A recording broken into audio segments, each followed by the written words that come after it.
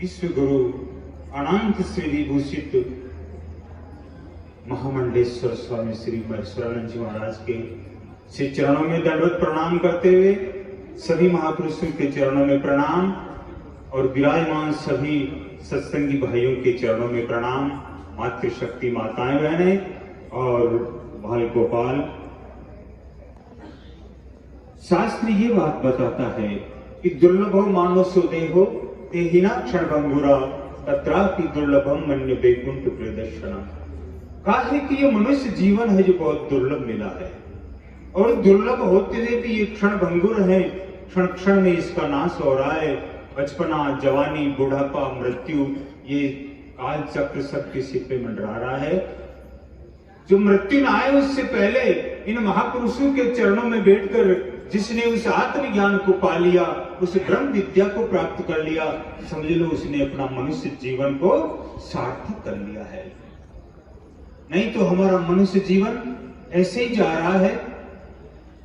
हम निंदा में, एक दूसरे की कमी देखने में, एक दूसरे को नीचा गिराने में, इसी में लगे रहते हैं। हम अपने पुरुषार्थ से खुद ऊपर उठ करके जीना नहीं चाहते, बल्कि दूसरों को गिरा करके ऊपर उठना चाहते हैं। ये हमारी जीने की जो पद्धति है ये गलत है। एक बार एक आदमी ने कोयल से कहा कि हे कोयल, तेरी वाणी तो बहुत मीठी है, लेकिन तू काली नहीं होती तो कितना अच्छा होता। उसी आदमी ने चंद्रमा से कहा कि हे चंद्रमा, तुम्हारी चांदनी बहुत शीतल है, लेकिन तुम्हारे अंदर ये दाग नहीं होते तो कितना अच्छा होता। उसी आदमी ने सागर से कहा तेरा पानी बहुत शीतल है, लेकिन तेरा जल जो खारा नहीं होता तो कितना अच्छा होता। और उसी आदमी ने गुलाब से कहा कि तेरी खुशबू बहुत अच्छी है, लेकिन तेरे अंदर ये कांटे नहीं होते तो कितना अच्छा होता। तो उस आदमी ने क्या देखा? कमी देखी।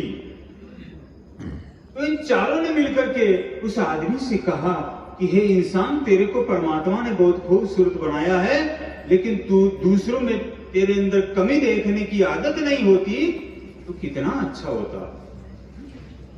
तो हमारे अंदर जो बुरे लक्षण हैं, अवगुण हैं, उसको महापुरुषों के चरणों में बैठ करके उसको निकाल देना चाहिए, तभी हमारा जीवन सार्थक हो सकता है।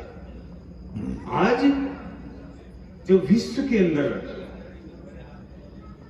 जो यहां इस भारत के जो रत्न हैं, उनके ऊपर आज हम सबको गर्व है कि आज वो विश्व में जो है इस भक्ति, ज्ञान और वैराग्य का डंका बजा रहे हैं। और कितनों को लाभ मिल रहा है, कितनों को जो है फायदा मिल रहा है, ये तो मैं अपनी वाणी से कह नहीं सकता, लेकिन इतना जरूर कह सकता हूं कि ऐसे महापुरुष, ऐसे विद्वान, जिनकी वजह से आज भारत का सिर ऊंचा है। और मैं तो यही कहना चाहूंगा कि हमारे इस भारत के अंदर इनका जन्म, हमारे इस मेवाड़ की धरा पर, मारवाड़ की धरा पर इनका जन्म होना, ये हमारे सौभाग्य की बात है। इसलिए सदगुरुदेव भगवान कृष्ण गीता के अंदर कहते हैं, नहीं ज्ञानेन सदृश्यम पवित्र निविद्यते तत् स्वयं योग संसिद्ध कालीन आत्मनि मंदति। इस दुनिया में ज्ञान के समान इस जीवात्मा को पवित्र करने वाला दूसरा कोई साधन नहीं है, और वो ज्ञान इन महापुरुषों से मिलता है, इन सदगुरु से मिलता है। इसलिए आज हम बड़े सौभाग्यशाली हैं कि इनके चरणों में बैठ करके हम इनके दर्शन और इनके प्रवचनों का लाभ लेंगे। हम जो इतनी देर भजन बोल रहे थे, ये हमारा समय ऐसे ही निकल गया, क्योंकि इन महापुरुषों के चरणों में बैठकर आज इनको सुनना चाहिए था हमको।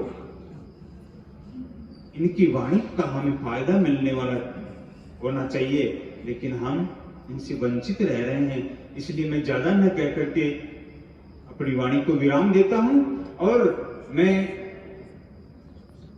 प्रार्थना करता हूं स्वामी जी से कि आज हम सबको अपने अमृतमयी वाणी से हम सबको इस ज्ञान की गंगा में नहलाइए और हमारा जो जन्म जन्मांतर का जो अज्ञान है उसको दूर कर दीजिए।